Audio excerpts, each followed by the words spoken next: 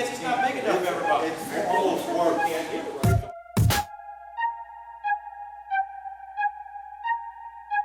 The governor said the other day on the television, we're going to study it for a year and we'll see how it comes out. We ain't got a year to wait for this. We don't have a year. We getting flooded of poison water in the lake.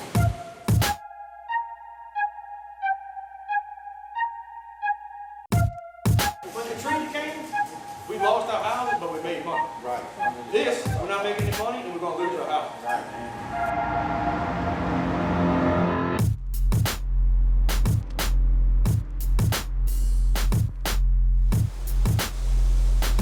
The crab industry is going down every year. Chris Pomez has been fishing out here since he was a teenager. Every time they open up the Bonner Carrier spillway, the water's so bad they don't catch no crabs. Everybody's frustrated because it seems like nobody's hearing what we're saying. He wants someone to listen to their cries. When I leave here today, this evening, I'll be reaching out to the leadership in St. Bernard as well as St. Tammany. Okay, I would definitely be calling our mayor up as well as our congressman. For those back towards downtown and everything, for those to understand your frustration, why would they be affected by what's happening out here? Let me tell you, Louisiana, seafood is the backbone of Louisiana. If you lose the seafood, you ain't got no more New Orleans. You ain't got no more Louisiana like it should be. And it's slowly slipping away.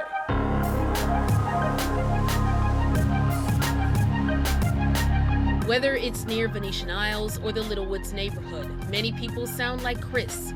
They feel forgotten by the city and everyone else around them. But we're starting to see some signs of development, starting with roads. Yay! In August, Mayor LaToya Cantrell and local leaders held a ribbon cutting for the completion of the Reed East Group A road project. As we see progress, it's always important to acknowledge it because it doesn't happen on its own. The $5 million project is the first of 6 that'll improve the streets across the Reed Boulevard neighborhood, spanning from Reed to I-10, I-510, and Chef. It's not just politicians. Some people are taking the East back through businesses. People like Stephanie Chambliss. How excited are you that you are finally open here in New Orleans East? I am extremely excited.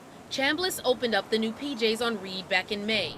To actually get the doors open and get the ribbon cut, it's been a great feeling.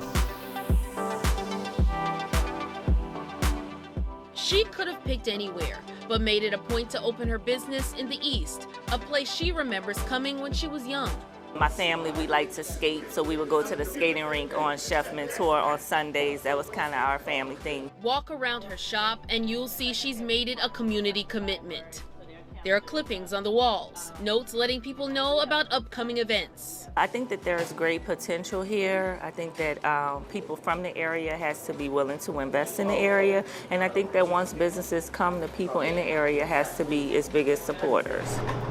She's also giving young people living nearby a chance to build their resume. Have a good one, okay? We have a lot of children, it's their first jobs, they didn't have bank accounts. What has the reception been from people walking in? What have they told you? I mean, it's been great. This was a dream come true. You know, I'm really blessed to be living my dream. She's not the only one with big dreams for the East either. The East, even though it may seem like it doesn't have a lot to offer, it does. In Mary Adam Thomas's office, she showed us her vision. If you was looking at this, you would think you were downtown New Orleans. Thomas has a lot of titles. She's a real estate consultant, a broker, and a housing counselor. She's using her skills to turn the East around. Right now, the New Orleans East market does not meet that quote unquote of what you think would be a good investment, but it does have the opportunity for growth. She noticed that opportunity after researching the area using ESRI, an international data source. First, she researched the types of businesses currently in the area. 14% is retail, 15% is professional and technical skills. Art, entertainment, and recreation is right at 1%. You feel like this area can use a lot more than that? It could use more than that, and it could create jobs. It's not that we don't have the money in the community to support the business. We have to have the business and the investors to want to come out and wait for a quick return on their investment. What's it going to take to get those investors to come to New Orleans East?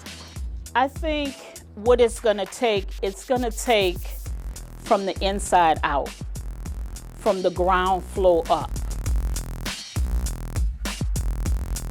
She's teaming up with Southern University at New Orleans to create a program that'll help small business owners boost their credit scores. The goal, spur economic growth.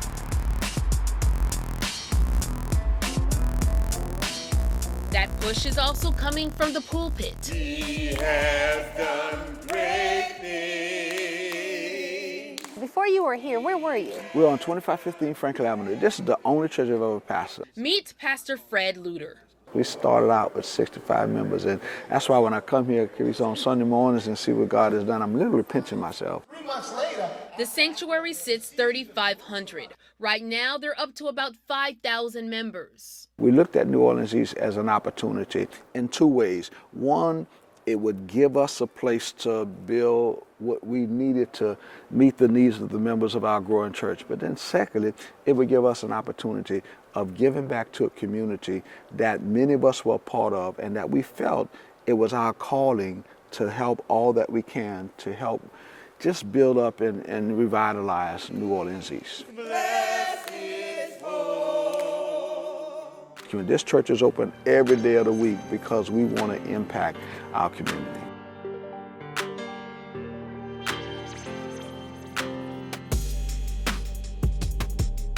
During this entire series, we've spoken with people who are angry, tired, fed up with crime, empty buildings, and broken promises.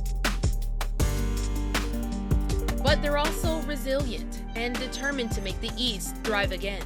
Our community stayed together this long, fought together with this long, so we believe that there's a purpose here. It's that purpose and spirit that'll keep them fighting for a brighter future, no matter how long it takes. In New Orleans East, I'm Carice Jack.